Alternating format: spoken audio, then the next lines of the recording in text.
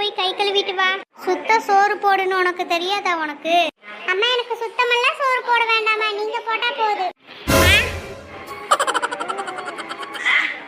என்ன பிங்கி இது school bag ரொம்ப வெயிட் கம்மியா இருக்குது.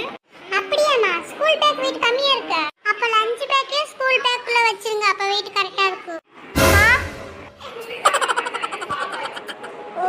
பிங்கி, பக்கத்து வீட்டு ஆண்டி ஊருக்கு போகும்போது வீடு பூட்டாம போயிட்டாங்களாமா. நான் ஒரு பூட்டு கொடுக்குறேன், அதை பூட்டிட்டு வந்துடுறியா?